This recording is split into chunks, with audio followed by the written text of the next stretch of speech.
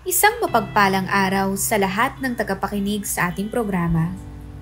Muli po tayo nagbabalik upang magbahagi ng kwentong kapupulutan ng aral ng ating mga listeners.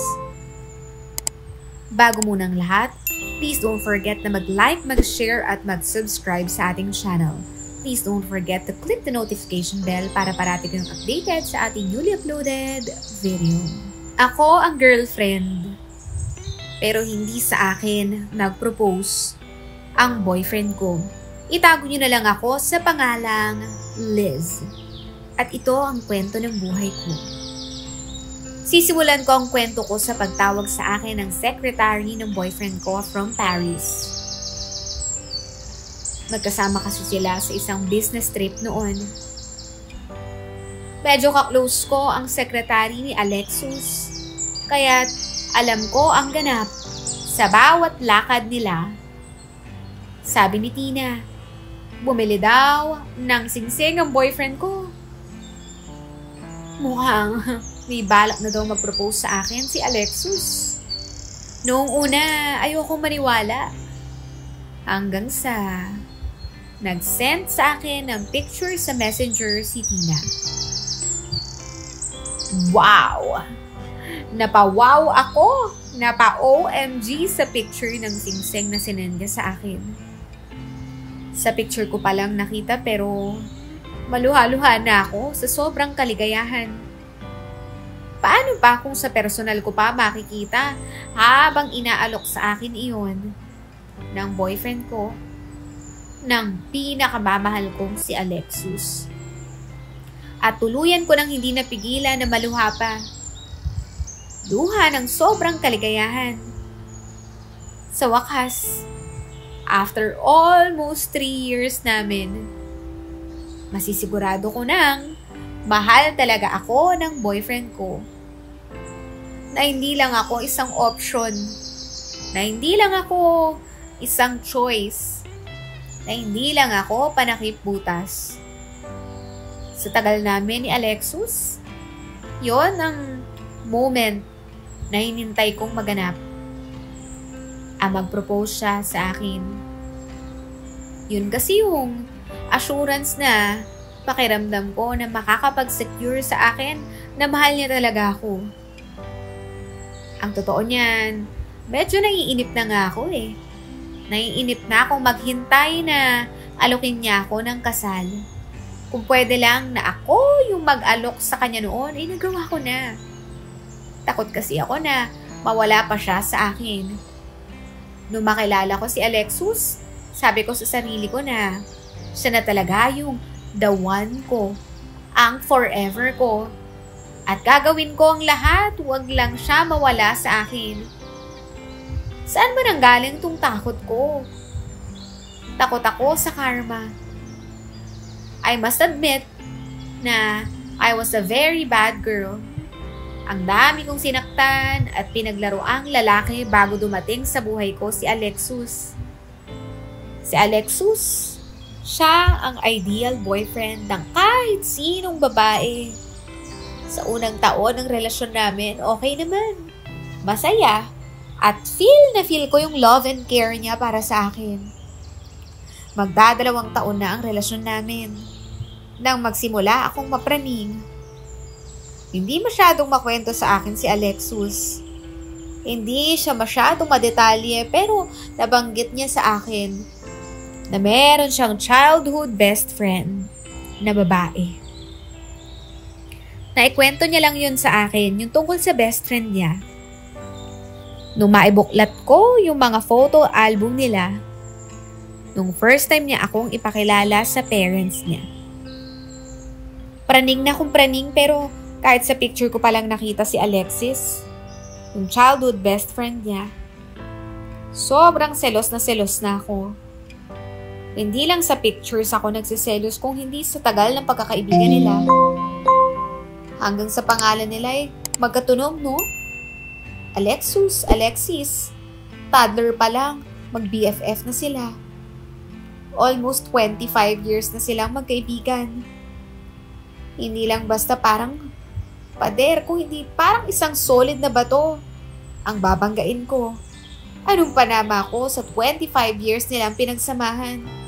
Sa almost 2 years pa lang naming relasyon noon. Hindi pa man kami nakikita ni Alexis. Karibal na ang tingin ko sa kanya. At kung pwede lang na hindi kami magkita ng personal, sana ganoon nga mangyari. Pero hindi nangyari. Kasama ako ni Alexis nang sunduin namin siya sa airport. Isang flight attendant sa New York si Alexis. At mag-stay na daw ito sa Pilipinas for good. Hindi ko na kailangang hulaan ang nararamdaman ni Alexis nung time na yun. Sobrang saya niya. Kaligayahan na nag-uumapaw sa mga mata niya ang nakikita ko. Sa bawat ngiti niya, sa bawat kilos niya. Diyos ko, never ko siyang napangiti ng ganoon. Kaya tuluyan ng nilamon ng selos ang puso ko ng personal ko nang makita ang kaibigan niya. Wow! Just wow! Napakakinis! Napakakinis! Nakakainis!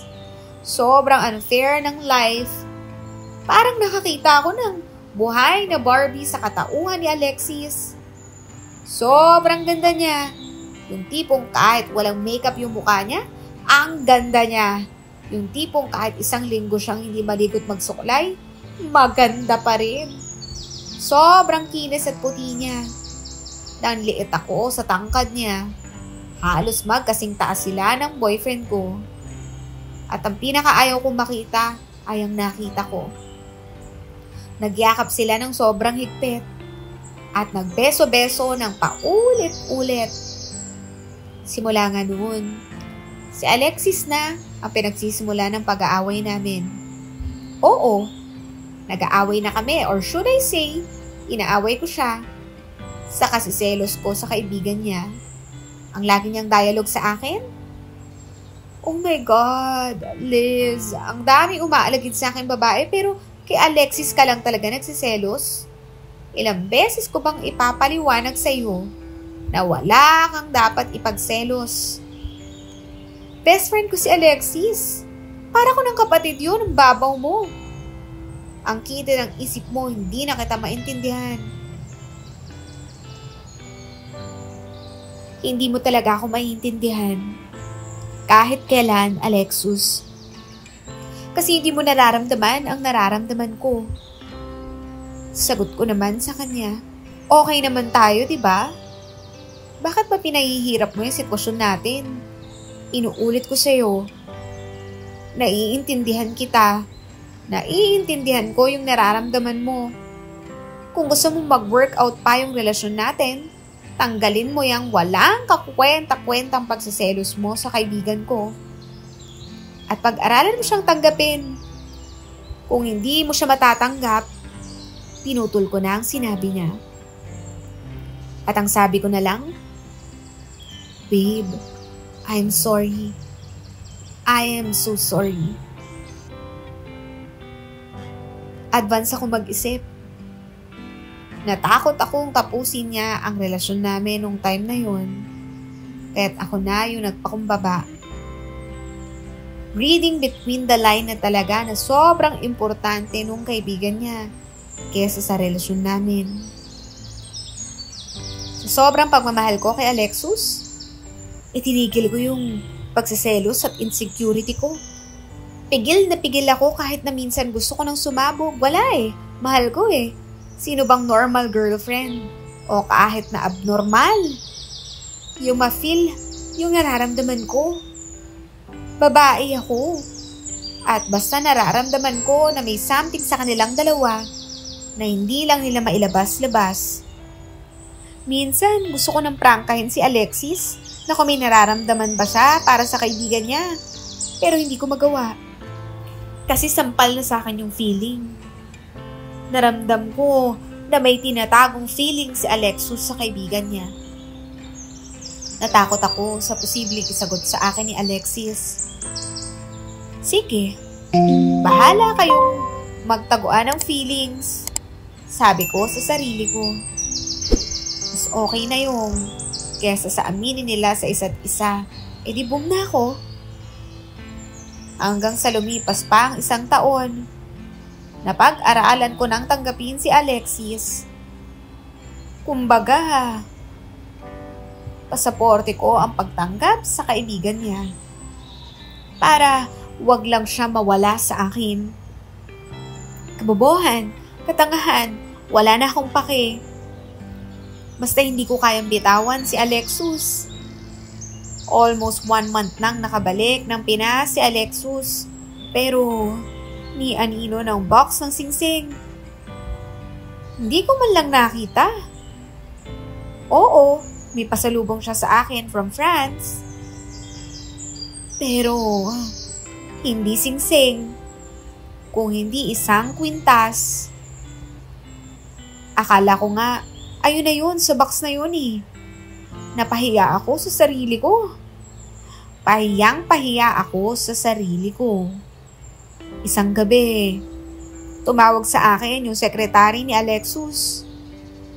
Nasa isang bar ang boyfriend ko, lasing na lasing daw. Sinundo ko siya doon sa bar at inihatid ko siya doon sa kondo niya. Yon yung unang pagkakataong nakita kong nalasing ng ganon si Alexus. Sa pagbihis ko sa kanya, biglang may nahulog na nasa bulsa ng Amerikana niya. Isang kahon at nang buksan ko, isang singsing ang laman. Yung singsing na nakita ko sa picture na sinend sa akin ni Tina, yung secretary niya. Please, throw it away, please. Lasing na pakiusap sa akin ni Alexus. Bakit? Hindi ba niya tinanggap kaya't pinapatapon mo? Tanong ko. Kahit na nangingilid na yung mga luha ko, advance na naman ako mag-isip. Baka kasi kaya siya nagpakalasing dahil tinanggihan niya yun ng kung sinong pagbibigyan niya sana. She's the one I wanted to spend my life with. But unfortunately, tinanggihan niya. Sabi ng boyfriend ko, na para bang hindi niya alam na girlfriend niya yung kausap niya. At kahit ang sakit na nung nararamdaman ko, nagtanong pa rin ako, bakit naman niya tinanggihan? Tanong ko naman, paano ba niya tatanggapin? May girlfriend ako. Ang tanga-tanga ko. Wala na akong ibang masabi. May girlfriend ako. Pero sa ibang babae ako nagpo-propose. May girlfriend ako. Pero iba ang mahal ko. Hindi ko nga kayang sakta ng girlfriend ko. Hindi ko man lang nasalag ang mga sinabi niya. Diretso, tumarak sa puso yung pag-amin niyang yun sa akin. Alam ko na yun eh. Pero mas masakit pala na sa kanya mismo manggaling. At pinakamasakit sa lahat ay ang makita ko palang na nasasaktan ang taong mahal mo. Aaminin kong selfish ako pero hindi naman ako greedy.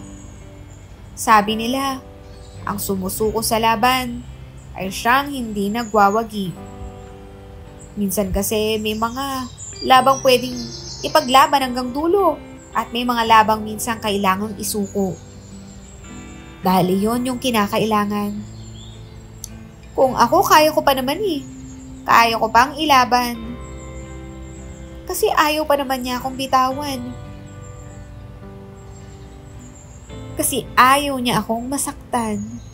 Pero hindi pundasyon yun para ilaban ko pa yung relasyon namin. Kahit ako na mismo nagpalaya sa kanya. Ako na yung unang bumitaw. Sobrang sakit ng ginawa ko sa sarili ko. Alam kong si Alexus ang kaligayahan ko.